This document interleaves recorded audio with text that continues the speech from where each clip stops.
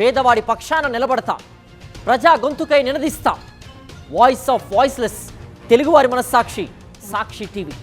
సాక్షి TV ప్రసారాల కోసం మీ స్థానిక cable ఆపరేటర్ను వెంటనే సంప్రదించండి.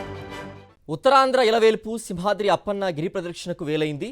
అరుణాచలం గిరి ప్రదక్షిణ తర్వాత అంతటి ప్రాముఖ్యత కలిగిన అప్పన్న గిరి ప్రదక్షిణకు భక్తులు లక్షలాది మంది తరలి వస్తూ ఉంటారు.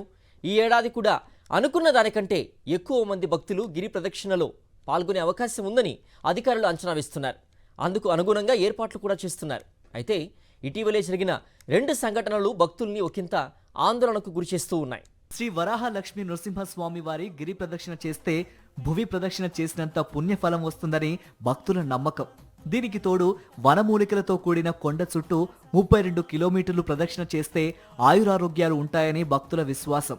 సింహాచలం తొలి పావంచ వద్ద కొబ్బరికాయ కొట్టి 32 కిలోమీటర్లు కాలినడకన గిరి ప్రదక్షిణ చేసి స్వామివారిని దర్శించుకుంటే ఆ భాగ్యమే వేరు.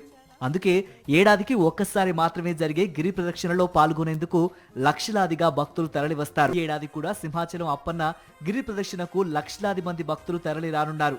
ఈ నేపథ్యంలో అధికారులు విస్తృతమైన ఏర్పాట్లు చేస్తున్నారు. తొలి పావంచ వద్ద గిరి ప్రదక్షిణ ప్రారంభమవుతుంది. పెద్ద గదిరి Hanumanthu Vaka, HP colony, Kailasapuram NAD, Gopalapatnam మీదుగా మళ్లీ తొలి పావంచ వద్దకు చేరుకుంటుంది. అనంతరం పౌర్ణమి రోజున భక్తులు స్వామివారిని దర్శించుకుంటారు. ప్రతి ఏటా ఎంతో భారీ ఎత్తున జరిగే గిరి ప్రదక్షిణకు ప్రభుత్వం విస్తృతమైన ఏర్పాట్లు చేస్తూ ఉంటుంది.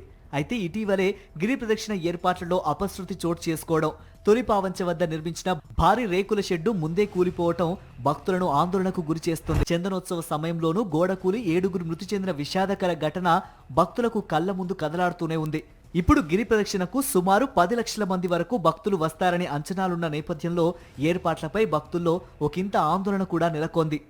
మొత్తానికి గత అనుభవాలు దృష్టిలో పెట్టుకుని ఎటువంటి ఇబ్బందులు తలెత్తకుండా అప్పన్న దర్శనానికి తగిన ఏర్పాట్లు చేయాలని, సమర్థవంతంగా గిరి ప్రదక్షిణ నిర్వహణ చేపట్టాలని విశాఖ వాసులు కోరుతున్నారు.